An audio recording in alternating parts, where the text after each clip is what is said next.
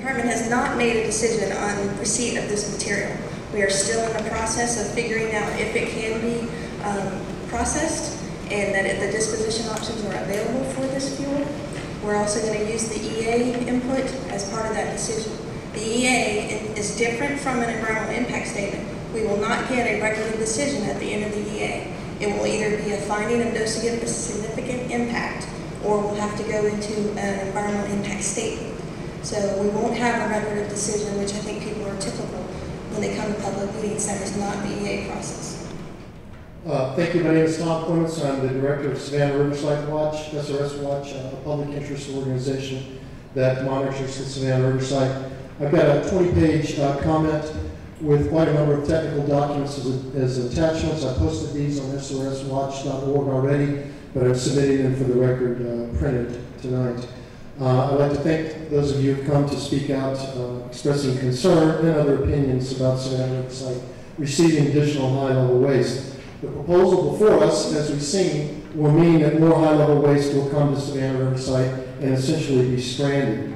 The proposal must be rejected, and the no-action alternative must be supported.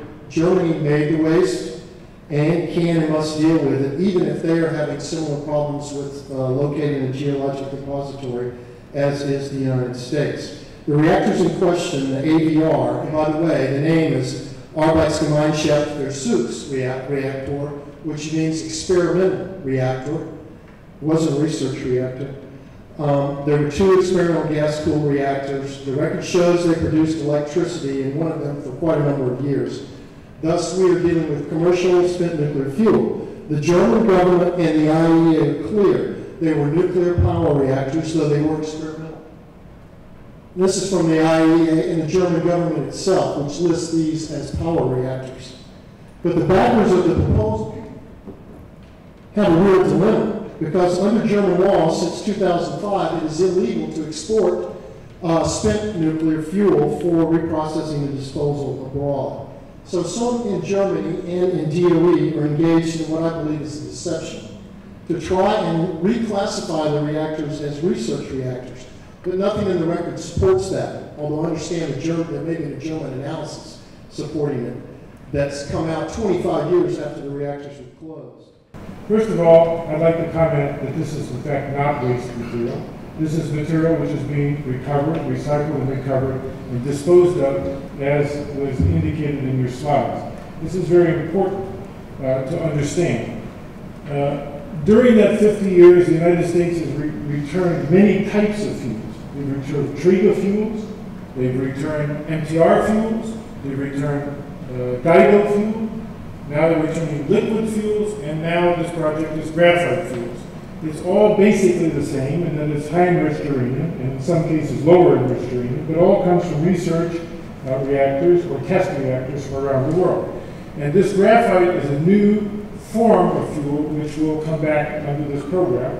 And as indicated, amazing scientific breakthroughs have taken place to allow this type of material to be processed at Savannah River plant. The Germans are clever people. They're a highly technical society. They have all kinds of expertise. Let's sell them the technology.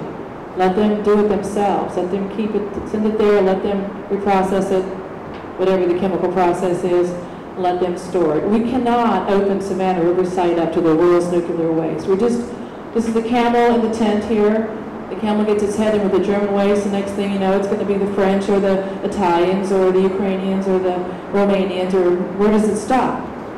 If we started here, you know, the Citizens Advisory Board considered this question of spent fuel not too long ago.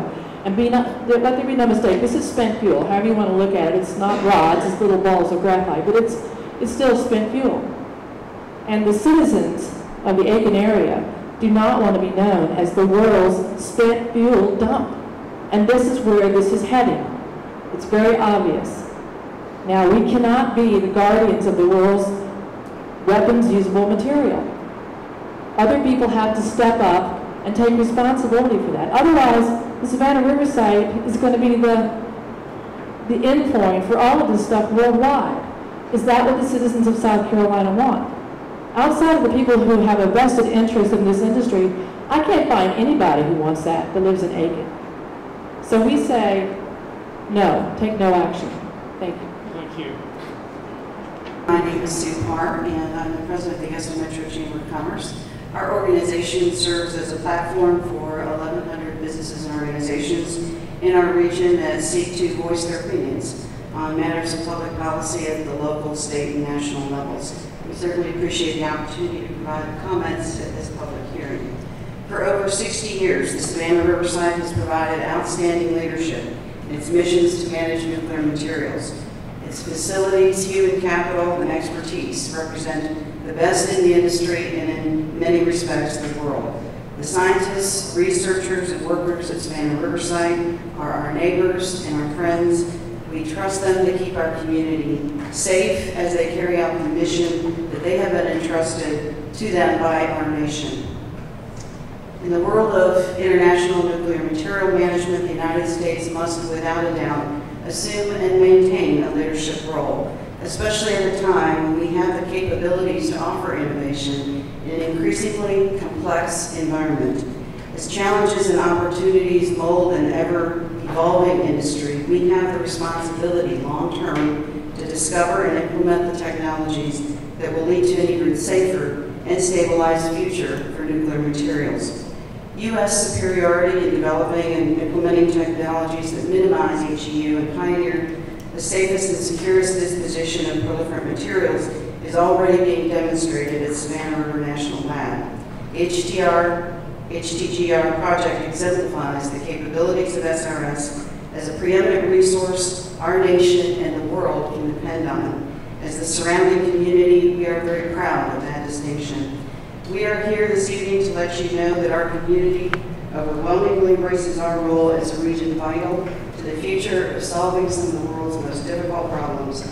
Our region has worked very hard to cultivate an environment and culture that supports and understands the important work at Savannah Riverside. We believe the relationship between the site and the community serves as a model for what can be accomplished through education and awareness, where value and appreciation for the missions of the site grow every day. Savannah Riverside represents a compelling solution to the future of national and international technical leadership in the nuclear industry and is worthy of the opportunity to implement its plan for HTGR. Its unique assets should be valued for the state-of-the-art capabilities that they are and maximized for the betterment of our country and our world. Thank you.